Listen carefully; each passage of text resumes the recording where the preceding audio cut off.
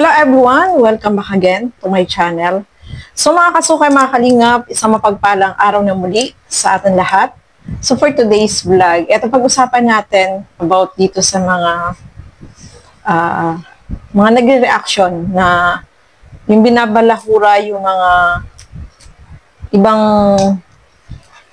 ibang sponsor, no? Especially ito na laman natin na itong Team USA ay nag-signing off na sa pagtulong dito sa Kalingap. So pag-uusapan natin ano ba ang dapat gawin para maiwasan to, no, mga Kalingap. Kasi syempre maapektuhan din yung mga beneficiary ng kanilang mga tinutulungan. So pag-usapan po natin sa video na ito.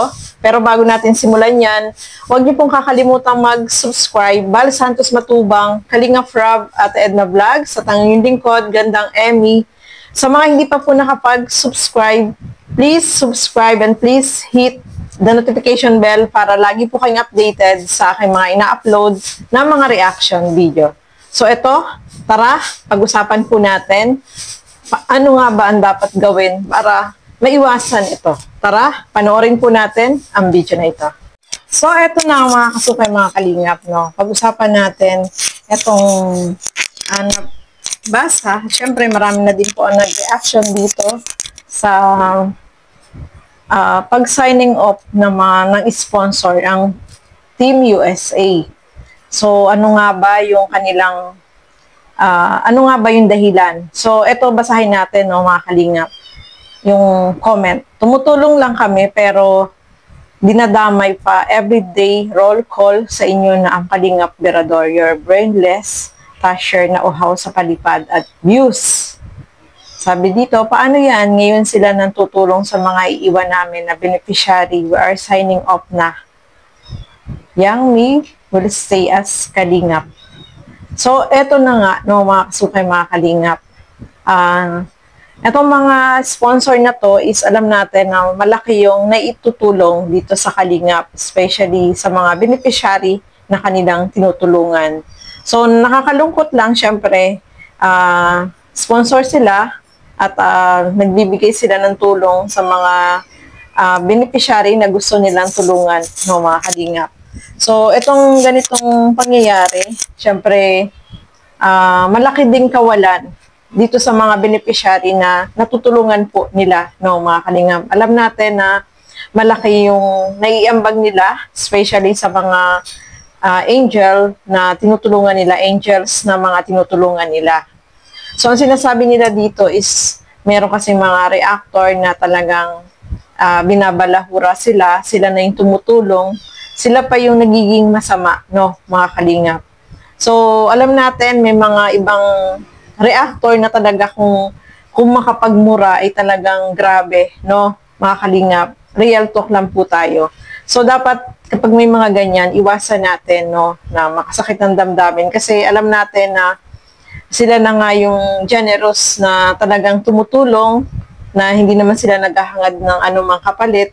Ang mahalaga sa kanila ay matulungan yung gusto nilang tulungan, no, especially mga Kalingap angels, no, mga Kalingap. So, paano nga ba may iwasan to, no? So, kung narinig nyo po yung announcement ni Teacher N na si Berador na ang hahawak sa lahat ng mga Kalingap reactor, no? Sa lahat. So, may iwasan na yung pagbabalahura, yung mumurahin mo yung mga kapwa mo reactor o mga sponsor, bawal na po yan, no, mga Kalingap. Kasi alam natin, dito sa Kalingap, ang pinopromote natin is unity, love, and unity, no? Magmahalan tayo as one family. So, yun ang dapat na i-promote dito sa Kalingap. Hindi yung balahuraan, yung paninira sa kapwa natin. Hindi po yun magandang pakinggan kasi narito tayo para tumulong, nag-charity. Oh, so, ganun dapat, no? Hindi yung sisiraan mo yung kapwa mo, kung ano-ano yung sasabihin mo, hahalungkatin mo yung pagkatao niya. So, hindi na po yun maganda. As a reactor, dapat maging huwaran tayo. Yung mga positibong bagay, yung dapat nating bigyan ng reaction video, hindi yung mga negatibo. Although, hindi natin maiwasan yan, pero iwasan natin na magmura, yung makasama ng damdamin ng iba. So, yun po ang iniiwasan, no? As a reactor, dapat alam natin yung limitasyon natin. Kasi, alam natin, malaki yung naiitulong nila, nakakatulong sila sa mga beneficiary natin. Siyempre, nakakalungkot din po na nawala sila, naalis sila dahil dun sa mga nangyayari sa kasalukuyan, no, na balahuraan, yung isang reactor ay babalahurain nyo yung isang sponsor na hangad lang naman ay makatulong, no, mga kalingap. So, para maiwasan po yan, so, dapat yung pagla-live, no, sa live, kasi minsan karamihan yung mga nagla-live, yung nagbabalahura, sa live nila ginagawa yung ganong paninira sa isang tao. So, dapat ma-maximize na yan, no? Dapat hindi ganon. Sana dito sa ating sasamahan, dito sa Kalingap, as one family, dapat irespeto natin bawat isa. Huwag nating balahurain, huwag nating sabihan ng hindi magagandang salita. Kasi, hindi naman natin sila kilala, no? Mga Kalingap. Kung halimbawa man, mayroong mga issue na dapat itakel, wag yung yung mumurahin natin na talagang hindi maganda sa pandinig kasi pangit po yun. Kung magre-reaction tayo, halimbawa mayroong issue na dapat pag-usapan, sana in a good way, in a good manner, yung pagsabihan natin in a good way para hindi naman makasakit, no, ng damdamin. Kasi syempre, tayo dito sa Kalingap, ang turingan na natin dito is one family. Huwag tayo yung gagawa ng paraan para sirain ang Kalingap, no? Kasi yun po ang mahirap, no, mga Kalingap. Nandito tayo sa Kalingap para magtulungan, hindi para sirain yung bawat isa. So, ayan nga, ang isang grupo ng mga sponsor ay sinasabi nila na signing off na sila sa pagtulong sa Kalingap. So, isang malaki din po yung kawalan kasi alam natin malaki yung naitutulong nila lalo na sa isang Kalingap Angels natin, no? So, nakakalungkot din kasi yung mga sponsor na yun is ang hangad lang nila ay makatulong, no, mga Kalingap. Kaya, as a reactor, dapat alam natin kung ano yung tama at mali at alam natin na iwasan natin na magmura, especially naka-live. Bawal naman talaga yun, no? Kasi kahit ako, hindi ako marunong magmura talaga, no, mga Kalingap. Dapat ganon, i-maximize natin. Kung may napuna tayo, in a good way natin sabihin. Hindi sa pamamagitan ng pagmumura sa social media kasi hindi po maganda ang pakinggan yun, no, mga Kalingap. So, yun nga, yung isang grupo ng sponsor ay signing off na sa pagtulong sa Kalingap. Nakalungkot lang po, no?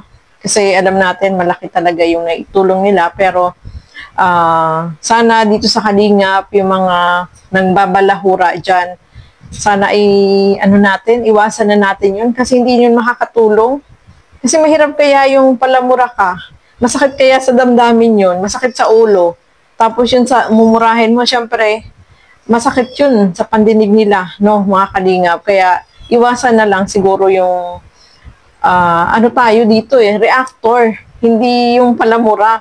Reaction na natin yung mga upload videos si Kalingap Rob, yung mga upload videos si Kuya Bal, in a good way. Hindi tayo reactor dito para murahin natin yung kapwa natin, no, mga Kalingap. So, ayan po, no, mga Kalingap. Hopefully, yung mga kapwa natin reactor is